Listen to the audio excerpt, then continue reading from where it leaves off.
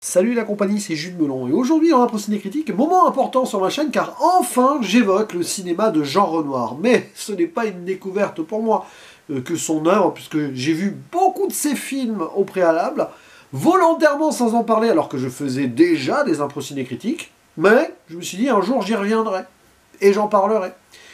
Et je commence par évoquer l'un de ceux qui m'a le plus plu, et c'est pas celui qu'on mentionne le plus souvent, non. Tony, qui fête donc cette année ses 90 ans, sorti en 1935, certes donc réalisé par Jean Renoir, c'est plus ou moins un film de commande, basé sur une sorte de scénario quasi docu-fiction, enfin des choses qui ont pu vraiment se passer, mais avec la patte Renoir, certes là dans une sorte de réalisme social, mais on va aller quelque part également dans la tragédie. C'est coproduit par Marcel Pagnol, je crois que même c'est produit à pratiquement 100% par Marcel Pagnol, qui a prêté son équipe à Jean Renoir. Et au casting, nous y retrouvons, dans le rôle principal d'un immigré italien, Charles Blavette, qui pourtant n'avait pas d'origine italienne, du moins pas au premier degré, et qui à l'époque était ami avec Jean Gabin, Fernandel. Il aurait pu avoir la même carrière que lui, il a fait quand même des films importants, mais bon. Il avait débuté chez Pagnol d'ailleurs. À ses côtés, une actrice, alors je crois que c'est sud-américaine, mais elle joue une espagnole, Celia Montalbán pour son seul rôle francophone. Jenny Elia, présente également, qui rejouera chez Renoir après, il me semble, comme peut-être Max Dalban, qui joue le méchant là, qui avait joué avant au moins chez Renoir. Édouard Delmont également présent, ainsi que Andrex. Voilà, ça c'est des noms qui vous disent peut-être pas grand-chose, je ne sais pas. Mais ce qui est certain, c'est que c'est un film très important, parce que je ne vais pas dire qu'il n'a pas vieilli, ce serait mentir, mais sur le sujet principal, il y a une sorte d'éternel recommencement, qui est d'ailleurs marqué ainsi dans le film, puisque ici, ce métrage commence et se termine avec le même plan, la même séquence, mais millimétrée, mais pas avec les mêmes gens. Et pour cause. On va suivre 3 ans de l'existence néo-française donc de Tony, qui vient d'une région d'Italie, je ne sais pas si c'est précisé, pour trouver du travail. Et il a envie vraiment de s'intégrer, de s'impliquer. Il parle déjà bien français. Et à l'instar de ceux qui viennent avec lui, en train évidemment, hein, ce mouvement-là, ils ont de l'espoir. Voilà, ça sent le boulot là, comme il y en a un qui dit. Ça peut sentir les ennuis aussi. D'ailleurs, d'emblée, on voit un petit peu comment les choses se construisent, donc chemin de fer et tout, et des ouvriers déjà qui travaillent là, certains, peut-être voyant d'un mauvais œil l'arrivée d'autres personnes. Hein, c'est un peu l'éternel problème. L'acceptation des nouveaux qui arrivent alors qu'on est déjà là. Bon, ça c'est pas qu'en France. Et sur place, Tony va vivre chez une certaine Marie qui commence à être amoureuse de lui, mais Tony va s'intéresser à une autre personne, Josefa, qui elle aussi est une immigrée, donc espagnole, qui est plutôt bien installée sur place parce que c'est son oncle, je crois, qu'il a des terres hein, et de l'argent. Malheureusement pour Tony, Josefa, elle va se marier, hein, un moment, avec un certain Albert qui est très méchant. Il la rabaisse, et même plus. Donc Tony, il est embêté, entre scènes qu'il aimerait avoir mais qu'il ne peut pas, puis bah, Marie, il l'aime bien mais c'est pas ça, voilà. Et à côté, il va quand même faire son boulot, rencontrer des gens, parler, chanter surtout. Voilà, beaucoup de chants, beaucoup de musique. D'ailleurs, le chant entonné au début sera repris également à la fin dans la même séquence, hein, vraiment. Mais c'est pas les mêmes personnes. Je me répète, mais c'est important ici, forcément. Des mouvements différents. Donc sur 3 ans, il va se passer des choses. Hein. Sorte de triangle, voire carré amoureux.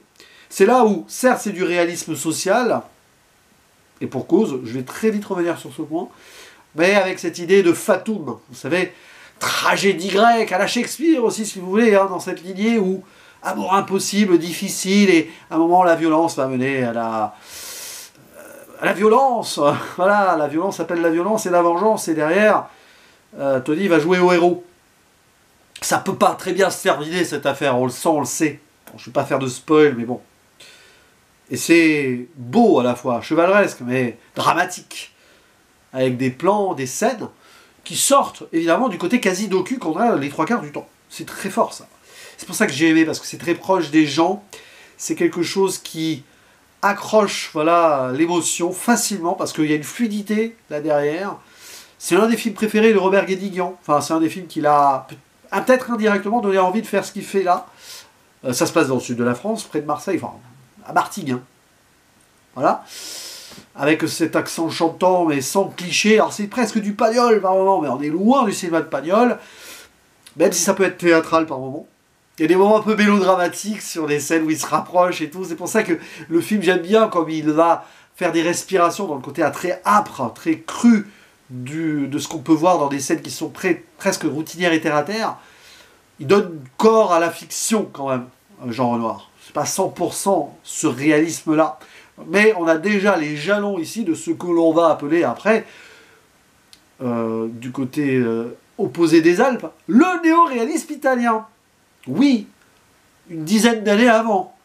Et pour cause, de ceux qui a lancé ce courant-là en Italie, c'est Luchino Visconti. Visconti, ici, il travaillait en tant qu'assistant stagiaire à la réalisation. Il connaissait Renoir de réputation, je ne sais pas ce qu'il avait vu avant, hein, Boudu ou La Chienne. Je parle des deux films, autres films que j'ai vus avant Tony. Peut-être que je les évoquerai quelque part cette année, ceux-là. Je ne vais pas aller dans l'ordre ici, peut-être hein, dans la filmographie de Renoir, peu importe. Il y en a encore que je dois voir vraiment. Oui, Visconti, tout simplement. Et je crois que c'est Visconti, il me semble, si je ne dis pas de bêtises, qui est considéré comme le premier réalisateur d'un long métrage néo-réaliste, pardon, pas non, néo-réaliste italien, je ne sais pas, ça se joue entre lui et Rossellini, de toute façon, probablement. Eh ben, c'est l'importance de ce film, qui non seulement est un peu intemporel sur beaucoup de points, mais qui en avance sur son temps aussi, sur pas mal de choses pour 1935, et qui lance un Renoir ailleurs. Parce que bon, Boudu sauver les eaux était très déjà social, hein. Oui, il y a du côté social de gauche hein, chez Renoir, disons-le comme ça.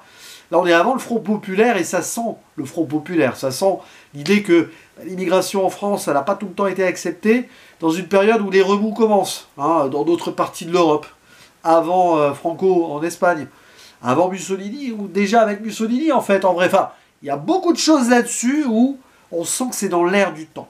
Donc après, ouais, les histoires d'amour, peut-être, ça peut saouler, mais c'est pas appuyé en mode guimauve ou trop, voilà. On va bien, on va dire, équilibrer avec certains personnages. On prend les moments de vie aussi, que ce soit avec le chant, hein, beaucoup de chants, un petit peu au feu de bois, tout ça. Et donc cette impossibilité que l'on sent se cristalliser petit à petit.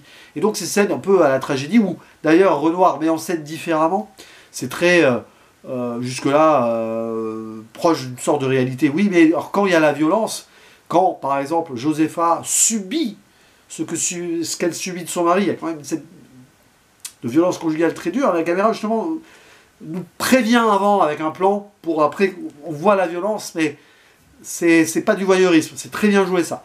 Et derrière, bon, elle va faire ce qu'elle va faire, et il y a un chant contre chant qui en dit long aussi, pour montrer qu'après, il n'y a pas de point de retour possible. Point de retour possible jusqu'à l'arrivée de nouveaux immigrants qui vont peut-être, eux, avoir cette chance. D'où cette fin, toute fin, qui laisse un nouvel espoir, alors que ce qui se passe avant n'est pas très joyeux. C'est extraordinaire sur ce point. Voilà. On pourrait trouver des défauts, si vous voulez. Comme limite que ce ne soit pas assez appuyé et approfondi sur la durée, sur certains moments, tu aimerais rester plus longtemps avec certains personnages sur certaines scènes. C'est-à-dire 85 minutes, il y a un petit budget limité, c'est assez âpre de toute façon.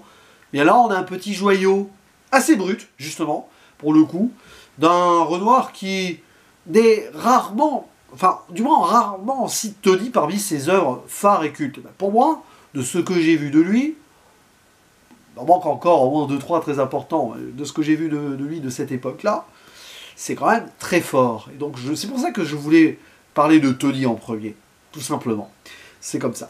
N'hésitez pas à dire en commentaire ce que vous pensez de ce film, hein. Ça fait partie de ces vidéos qui vont être forcément les moins vues, les moins commentées, parce que c'est pas le film qui a été le plus vu dans l'histoire du monde entier, bien sûr. Mais bon, je compte sur vous pour faire vivre donc ces films du patrimoine-là, à travers vos commentaires, vos avis, et on en discute, on échange, c'est important.